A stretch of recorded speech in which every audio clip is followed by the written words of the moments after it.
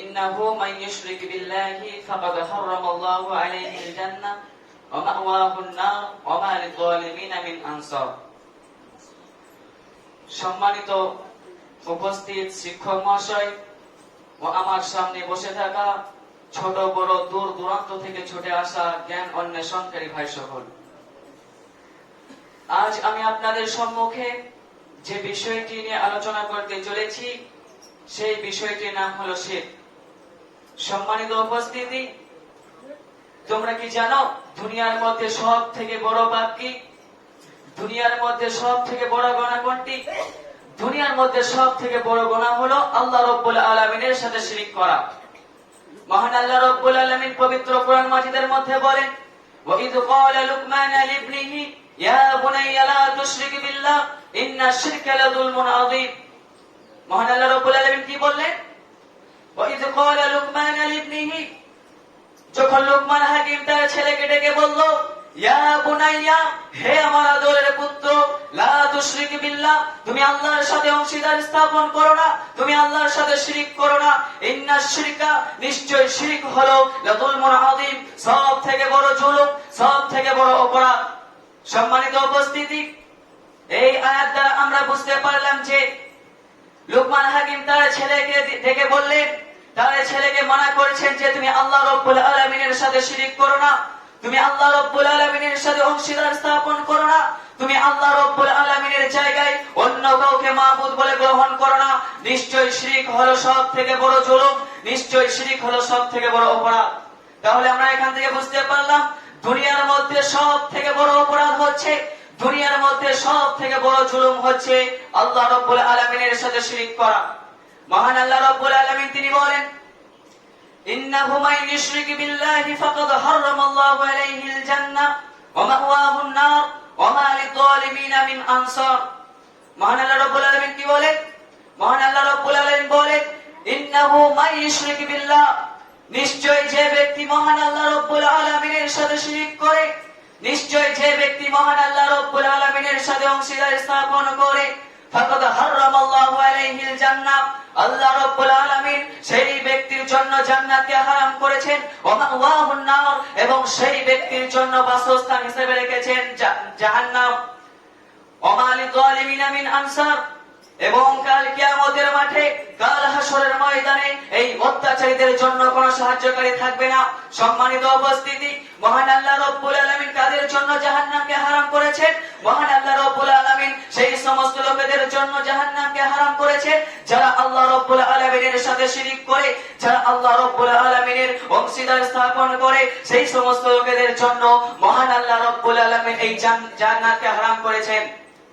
এবং সেই সমস্ত লোকেদের জন্য রেখেছেন জাহান্নাম। কাদের জন্য? যারা আল্লাহ রাব্বুল আলামিনের সাথে শিরক করে, যারা আল্লাহ রাব্বুল আলামিনের সাথে অংশীদার স্থাপন করে, সেই সমস্ত লোকেদের জন্য মহান আল্লাহ রাব্বুল আলামিন রেখেছেন জাহান্নাম। আর কাল কিয়ামতের মাঠে অত্যাচারীদের কোনো সাহায্যকারী থাকবে না। মহান আল্লাহ রাব্বুল আলামিন তিনি বলেন, ওয়ালাউ আশরাকু লাহাবিতা আনহুম মা কানু ইয়ামালুন, যদি তারা শিরক করে তাহলে তাদের সমস্ত আমল বাতিল হয়ে যাবে। কাদের আমল বাতিল হয়ে যাবে?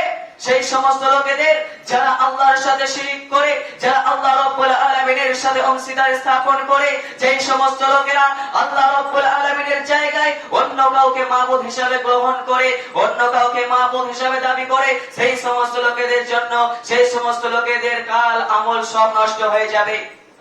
মহান আল্লাহ রাব্বুল আলামিন বলেন, ওয়ালাকাদ ওহিয়া ইলাইকা, তোমার প্রতি, ওয়া ইলাল্লাযিনা মিন ক্বাবলিকা, এবং তোমার পূর্ববর্তীদের প্রতি আদেশ করা হয়েছে, লা ইন আশরাকতা, যদি তুমি শিরক করো, লা ইয়াহবাতান্না আমালুকা, তোমার সমস্ত আমল নষ্ট হয়ে যাবে, তোমার সমস্ত আমল বাতিল হয়ে যাবে, ওয়ালা তাকুনুন্না মিনাল খাসিরিন, এবং তুমি ক্ষতিগ্রস্তদের মধ্যে অন্তর্ভুক্ত হবে। এই আয়াত দ্বারা আমরা বুঝতে পারলাম যে শুধু আমাদের প্রতি নয়, বরং আমাদের পূর্ববর্তীদের প্রতি আদেশ করা হয়েছিল যে যদি তারা শিরক করে, যদি তারা আল্লাহর সাথে অংশীদার স্থাপন করে, তাহলে তাদের সমস্ত আমল নষ্ট হয়ে যাবে এবং তারা ক্ষতিগ্রস্তদের অন্তর্ভুক্ত হবে। সম্মানিত উপস্থিতি, আমরা এই সংক্ষিপ্ত বক্তব্য থেকে বুঝতে পারলাম যে শিরক হলো দুনিয়ার মধ্যে সব থেকে বড় অপরাধ, এবং এই শিরক যারা করবে, যারা আল্লাহ রাব্বুল আলামিনের সাথে অংশীদার স্থাপন করবে, মহান আল্লাহ রাব্বুল আলামিন সেই সমস্ত লোকেদের জন্য জান্নাতকে হারাম করেছেন এবং তাদের জন্য রেখেছেন জাহান্নাম। সম্মানিত উপস্থিতি, পরিশেষে আল্লাহর কাছে দোয়া করি, হে আল্লাহ আমাদের সকলকে এই শিরক থেকে বাঁচার তৌফিক দান করুন। আমিন। ওয়া আখিরু দাওয়ানা আলহামদুলিল্লাহি রাব্বিল আলামিন। আমি যে বিষয়টি নিয়ে দণ্ডায়মান হয়েছি সেই বিষয়টির নাম হচ্ছে শিক্ষার গুরুত্ব। আল্লাহ তাআলা বলেন, বিসমিল্লাহির রহমানির রহিম, ওয়া কুর রাব্বি জিদনি ইলমা। হে নবী আপনি বলুন, হে আমার প্রতিপালক আমার জ্ঞান বৃদ্ধি করে দিন। অত্র আয়াত দ্বারা প্রমাণিত হয় যে বিদ্যা আল্লাহর নিকট চাইতে হবে। অন্যত্র তিনি আরো বলেন, বিসমিল্লাহির রহমানির রহিম, ফাআলামু আন্নাহু লা ইলাহা ইল্লাল্লাহ আস্তাগফির লি যানবিকা। অতঃপর জেনে নাও যে আল্লাহ ব্যতীত কোনো মাবুদ নেই এবং আপনার পাপের জন্য আল্লাহর কাছে ক্ষমা প্রার্থনা করুন। আল্লাহকে কিছু বলতে হলে প্রথমে শিক্ষা অর্জন করতে হবে। আল্লাহ তাআলা বলেন, বিসমিল্লাহির রহমানির রহিম, আর-রহমান আল্লামাল কুরআন খালাকাল ইনসান আল্লামাহুল বায়ান। রহমান তিনি কুরআন শিক্ষা দিয়েছেন, মানুষকে সৃষ্টি করেছেন, মানুষকে সবকিছুর বিবরণ শিক্ষা দিয়েছেন। অন্যত্র তিনি আরো বলেন, বিসমিল্লাহির রহমানির রহিম, ইকরা বিসমি রাব্বিকাল্লাযী খালাক খালাকাল ইনসানা মিন আলাক ইকরা রাব্বুকাল আকরাম আল্লাযী আল্লামা বিল কলম আল্লামাল ইনসানা মা লাম ইয়ালাম। পড়ো তোমার প্রতিপালকের নামে যিনি সৃষ্টি করেছেন জামাত বাঁধা রক্তপিণ্ড হতে। পড়ো তোমার প্রতিপালকের নামে যিনি সম্মানিত, যিনি কলম দ্বারা শিক্ষা দিয়েছেন এমন কিছু যা মানুষ জানতো না। অন্যত্র তিনি আরো বলেন, বিসমিল্লাহির রহমানির রহিম, কুল হাল ইস্তাবিল আমা ওয়াল বাসীর আফালা তাতাফাক্কারুন। হে নবী তুমি বলো অন্ধ ব্যক্তি ও চক্ষুষ্মান কি সমান? তোমরা চিন্তা ভাবনা করো না কেন? এই আয়াতে বিজ্ঞানকে চক্ষুওয়ালার সাথে এবং অশিক্ষিতকে অন্ধ ব্যক্তির সাথে তুলনা করা হয়েছে। অন্যত্র তিনি আরো বলেন, বিসমিল্লাহির রহমানির রহিম, কুল হাল ইস্তাবিল্লাযীনা ইয়ালামুনা ওয়াল্লাযীনা লা ইয়ালামুনা قل هل يستوي الذين يعلمون والذين لا يعلمون إنما يتذكر أولو الألباب। হে নবী আপনি বলুন, যারা জানে আর যারা জানে না তারা কি সমান? নিশ্চয় জ্ঞানী মানুষ উপদেশ গ্রহণ করে। আল্লাহ তাআলা আরো বলেন, বিসমিল্লাহির রহমানির রহিম, ওয়া মা ইয়াস্তাবিল আমা ওয়াল বাসীর ওয়ালায যুলুমাতু ওয়ালান নূর ওয়ালায যিল্লু ওয়ালাল হুরুর ওয়া মা ইয়াস্তাবিল আহইয়াউ ওয়ালাল আমওয়াত। অন্ধ ব্যক্তি ও চক্ষুষ্মান ব্যক্তি সমান হতে পারে না। অন্ধকার ও আলো কখনো সমান হতে পারে না। ছায়া এবং রোদ কখনো সমান হতে পারে না। জীবিত এবং মৃত কখনো সমান হতে পারে না। এই আয়াতে শিক্ষিত এবং অশিক্ষিতের মাঝে চারটি পার্থক্য দেখানো হয়েছে। আল্লাহ তাআলা আরো বলেন, বিসমিল্লাহির রহমানির রহিম, ইন্নামা ইয়াখশাল্লাহ মিন ইবাদিহিল উলামা ইন্নাল্লাহা গফুরুর রহিম। আল্লাহর বান্দাদের মধ্যে যারা আলেম তারা একমাত্র আল্লাহকে ভয় করে। নিশ্চয় আল্লাহ পরাক্রমশালী ও ক্ষমাশীল। আমি এখান থেকে আমার বক্তব্য শেষ করছি। শেষবেলা আল্লাহ তাআলার কাছে দোয়া করি, হে আল্লাহ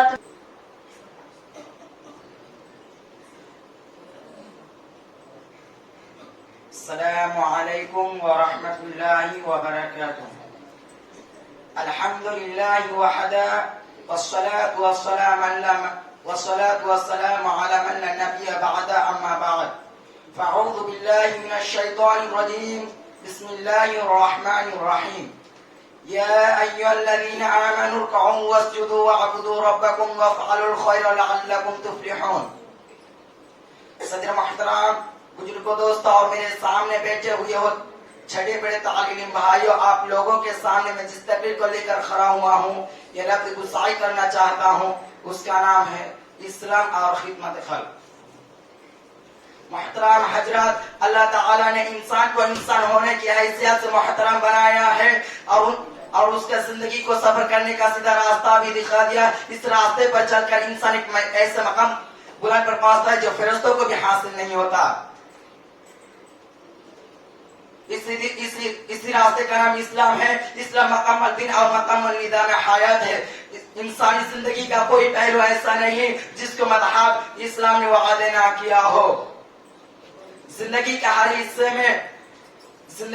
हिस्से में इस्लाम की तालीमत और उसकी हिदायत मौजूद है। इस्लाम वही दीन है اسلام وہی دین ہے جس کی تبلیغ کے لیے اس دنیا میں بے شمار انبیاء کرام تشریف لائے، اس کی متعدد کتابیں بھی نازل کیے، اور اسلام اللہ تعالیٰ کا آخری پیغمبر ہے۔ اللہ تعالیٰ کا ارشاد ان الدین عند اللہ الاسلام، اللہ کے یہاں جس دن کا اعتبار ہے وہ مذہب اسلام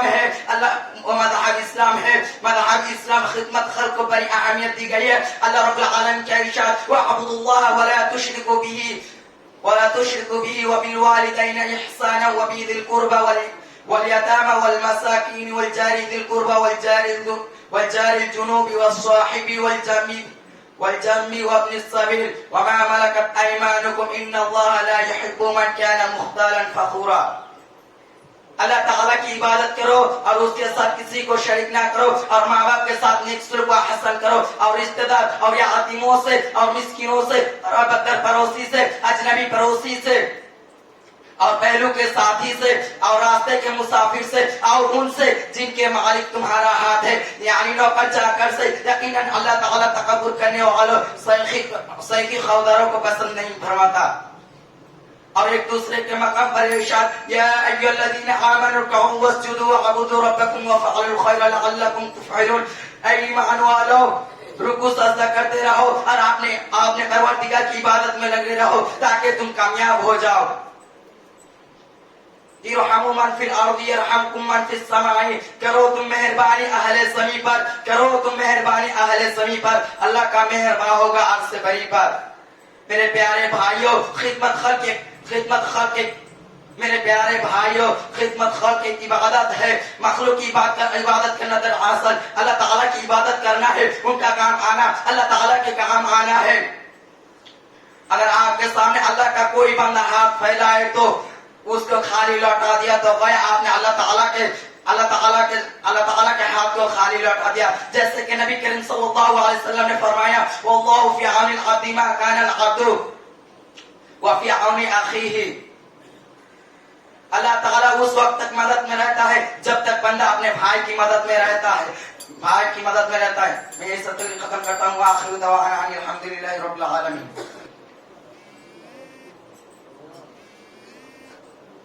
السلام علیکم ورحمۃ اللہ وبرکاتہ۔ الحمد للہ وحدہ والصلاة والسلام علی من لا نبی بعد اما بعد۔ اعوذ باللہ من الشیطان الرجیم، بسم اللہ الرحمن الرحیم۔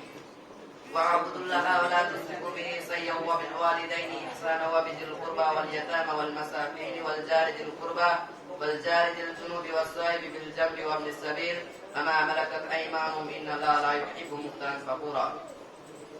الآیہ۔ آج میں اس عنوان میں جس تقریر کو لے کر لفظ کو صحیح کرنا چاہتا ہوں اس کا نام ہے اسلام اور خدمت خلق۔ وقال الشاعر باللغات الاردیہ کہ کرو مہربانی تم اہل جمی پر، اللہ مہربان ہوگا عرش بری پر۔ محترم حضرات، اللہ تعالیٰ نے انسان کو انسان ہونے کی حیثیت سے محترم بنایا اور اس کو زندگی بسر کرنے کا سیدھا راستہ بھی دکھا دیا۔ اس راستے پر چل کر انسان ایک ایسی بلند مقام پر پہنچ جاتا ہے جو فرشتوں کو بھی حاصل نہیں ہوتا۔ اس راستے پر چل کر اس سیدھے راستے کا نام اسلام ہے، اور اسلام مکمل دین اور مکمل نظام حیات ہے۔ انسانی زندگی کا کوئی پہلو ایسا نہیں جس کو مذہب اسلام نے وجہ نہ کیا ہو۔ زندگی کا ہر حصے میں اسلام کی تعلیمات اور اس کی ہدایت موجود ہے۔ اسلام وہی دین ہے جس کی تبلیغ کے لیے اس دنیا میں بے شمار انبیاء کرام تشریف لائے ہیں اور ان پر متعدد کتابیں بھی نازل کی گئی ہے۔ اور اسلام اللہ تعالیٰ کا آخری پیغام ہے، ان الدین عند اللہ الاسلام۔ اللہ کی جس دن کا اعتبار ہے وہ مذہب اسلام ہے، اور مذہب اسلام خدمت خلقوں کو بڑی اہمیت دی گئی ہے۔ جیسے کہ اللہ رب العالمین کا ارشاد ہے وَاعْبُدُوا اللَّهَ وَلَا تُشْرِكُوا بِهِ شَيْئًا وَبِالْوَالِدَيْنِ إِحْسَانًا وَبِذِي الْقُرْبَى وَالْيَتَامَى وَالْمَسَاكِينِ وَالْجَارِ ذِي الْقُرْبَى وَالْجَارِ ذِي الْجُنُوبِ وَالصَّاحِبِ بِالْجَنبِ وَابْنِ السَّبِيلِ وَمَا مَلَكَتْ أَيْمَانُكُمْ إِنَّ اللَّهَ لَا يُحِبُّ مَنْ كَانَ مُخْتَالًا فَخُورًا۔ اور اللہ کی عبادت کرو اور اس کے ساتھ کسی کو شریک نہ کرو، اور ماں باپ کے ساتھ نیک سلوک و احسان کرو، اور رشتہ داروں سے اور یتیموں سے اور مسکینوں سے اور قرابت دار پڑوسی سے اور اجنبی پڑوسی سے اور پہلو کے ساتھی سے اور راستے کے مسافر سے اور ان سے جن کا مالک تمہارے ہاتھ پر ہے، یعنی نوکر چاکر سے۔ اور اللہ تعالیٰ تکبر کرنے والوں اور شریک خلق کو پسند نہیں فرماتا۔ ایک دوسرے کے مقام پر ارشاد ہے یا ایھا الذین آمنوا واسجدوا واعبدوا ربکم وافعلوا الخیر لعلکم تفلحون۔ اے ایمان والو، रुकू सजदा करते रहो और अपने परवरदिगार की इबादत में लगे रहो और नेक अमल करते रहो ताकि तुम कामयाब हो जाओ। मेरे प्यारे भाइयों, खिदमत खल्क एक इबादत है। मखलूक की खिदमत करना दरअसल अल्लाह ताला की खिदमत करना है। उनके काम आना अल्लाह ताला के काम आना है। अगर आपके सामने अल्लाह का कोई बंदा हाथ फैलाए और उसने आपको खाली हाथ लौटा दिया तो गोया आपने अल्लाह के हाथ को खाली लौटा दिया। जैसे कि नबी करीम सल्लल्लाहु अलैहि वसल्लम का इरशाद है, वल्लाहु फी औनिल अब्द मा काना अल अब्दु व फी औनि अखी। अल्लाह ताला उस वक्त तक बंदा की मदद में रहता है जब तक बंदा अपने भाई की मदद में रहता है। अल्ताफ हुसैन हाली ने क्या खूब कहा है कि यही है इबादत, यही है दीन व ईमान, कि यही है इबादत, यही है दीन व ईमान, कि दुनिया के काम आए दुनिया में इंसान की इंसान। प्यारे दोस्तों,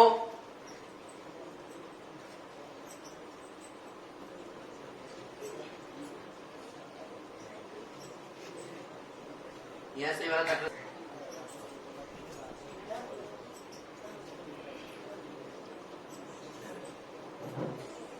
نحمده ونصلي على رسوله الكريم أما بعد فأعوذ بالله من الشيطان الرجيم بسم الله الرحمن الرحيم كيف تكفرون بالله وكنتم أمواتا فأحياكم ثم يميتكم ثم يحييكم ثم إلينا ترجعون.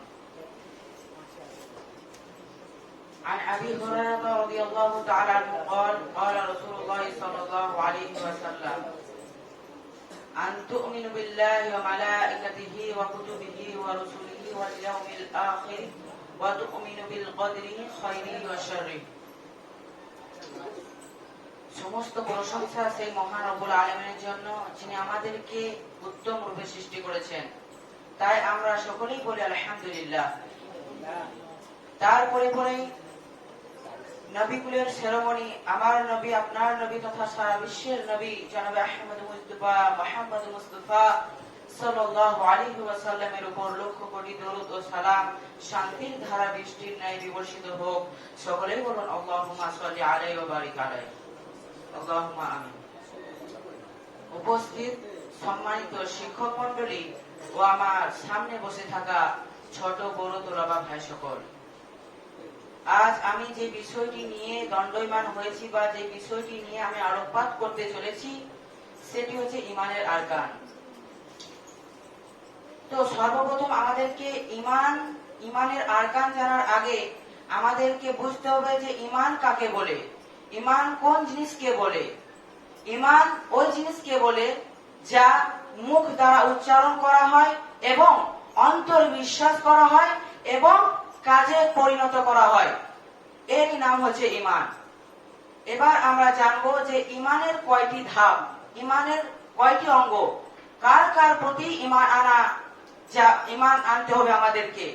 এ ব্যাপারে সহিহ বুখারীর 25 নম্বর আয়াতে 25 নম্বর হাদিসে বলা হয়েছে, আন আবি হুরায়রা রাদিয়াল্লাহু তাআলা আনহু قال, আবু হুরায়রা রাদিয়াল্লাহু তাআলা আনহু হতে বর্ণিত, তিনি বলেন قال রাসূলুল্লাহ সাল্লাল্লাহু আলাইহি ওয়াসাল্লাম, রাসূল সাল্লাল্লাহু আলাইহি ওয়াসাল্লাম বলেছেন, আন তুমিনু বিল্লাহ, তোমরা ঈমান আনো কার প্রতি? আল্লাহর প্রতি, ওয়া মালাইকাতিহি এবং তার ফেরেশতাগণের প্রতি, ওয়া কুতুবিহি এবং তার কিতাবের প্রতি, কিতাবসমূহের প্রতি, ওয়া রুসুলিহি এবং তার রাসূলগণের প্রতি, ওয়া ইয়াউমিল আখির এবং তার ইয়াউমে আখির প্রতি অর্থাৎ শেষ দিবসের প্রতি, ওয়া তুমিনু বিল কদরি খাইরিহি ওয়া শাররিহি, অর্থাৎ তুমি ঈমান আনো কার প্রতি? ভাগ্যের ভালো মন্দের প্রতি। তাহলে আমরা এই ঈমানের কয়েকটি ধাপ সম্পর্কে বুঝতে পারলাম। প্রথম নম্বর হচ্ছে আল্লাহর প্রতি বিশ্বাস করা। আল্লাহর প্রতি বিশ্বাস করা হলো তার নাম ও তার গুণাবলীর সাথে তার পরিচয় খোঁজ করা, তাকে ভালোবাসার, তার সম্মান করার, তার আনুগত্য করার, তাকে ভয় করার এবং তার পছন্দনীয় কাজ করার এবং তার নিষিদ্ধ বস্তুসমূহ থেকে বিরত থাকার মাধ্যম। যেমন আল্লাহ তাআলা সূরা রহমানের মধ্যে বললেন, প্রথম 4 নম্বর আয়াতের মধ্যে বললেন, আউযু বিল্লাহি মিনাশ শাইতানির রহিম, বিসমিল্লাহির রহমানির রহিম। আর রহমান, যিনি রহমান, যিনি পরম করুণাময়। আর রহমান আল্লাহুল কোরআন, যিনি কোরআন শিক্ষা দিয়েছেন। খলাকাল ইনসান, যিনি মানুষকে সৃষ্টি করেছেন। আল্লামাহুল বায়ান, তিনি মানুষকে কথা বলা শিখিয়েছেন। তাহলে আমরা বুঝতে পারলাম যে আল্লাহ তাআলার প্রতি আমরা কেন বিশ্বাস স্থাপন করব, তার কেন আনুগত্য করব, কারণ তিনি আমাদেরকে সৃষ্টি করেছেন। এ ব্যাপারে আল্লাহ তাআলা কোরআনের মধ্যে আরো এক আয়াতের মধ্যে বললেন, বিসমিল্লাহির রহমানির রহিম, কাইফা তাকফুরুনা বিল্লাহি, তোমরা কেন আল্লাহকে অস্বীকার করো, ওয়া কুনতুম আমওয়াতান, অথচ তোমরা ছিলে মৃত, ফাআহইয়াকুম, অতঃপর আমি তোমাদেরকে জীবিত করেছিলাম, ওয়া সুম্মা ইউমীতুকুম, অতঃপর আমি তোমাদেরকে আবার মৃত্যু দেব, সুম্মা ইউহয়িকুম, এবং তোমাদেরকে পুনরায় জীবিত করব, সুম্মা ইলাইনা তুরজাউন, এবং তোমাদের সকলকে আমার নিকটেই ফিরে আসতে হবে, আমার কাছেই ফিরে আসতে হবে। তাহলে আমরা বুঝতে পারলাম আমাদেরকে আল্লাহর প্রতি বিশ্বাস করতে হবে, কারণ সেই মহা রব্বুল আলামিন আমাদেরকে সৃষ্টি করেছেন এবং আমাদেরকে আবার পুনরায় তার কাছে ফিরে যেতে হবে। দ্বিতীয় নম্বর হচ্ছে তার ফেরেশতাগণের প্রতি বিশ্বাস স্থাপন করা। ফেরেশতাগণের প্রতি বিশ্বাস স্থাপন করা হলো, ফেরেশতা এমন এক মখলুক যেটা আল্লাহ তাআলা নূর দিয়ে সৃষ্টি করেছেন। এরা সর্বক্ষণে আল্লাহর হুকুম, আল্লাহর আদেশকে মান্য করে এবং আল্লাহর হুকুমকে অমান্য করে না, যা তাদেরকে হুকুম দেওয়া হয়। এদের প্রতি বিশ্বাস স্থাপন করা হলো যে তাদের আনুগত্য করা হতে মানুষের উপদেশ গ্রহণ করা, কারণ তারা যে আল্লাহর নিকট ক্ষমা প্রার্থনা করে, তারা যে আল্লাহর আদেশ মান্য করে, অথচ তাদের কোনো গুনাহ নেই, তারা হচ্ছে নিষ্পাপ। এ থেকে আমাদেরকে শিক্ষা নিতে হবে যে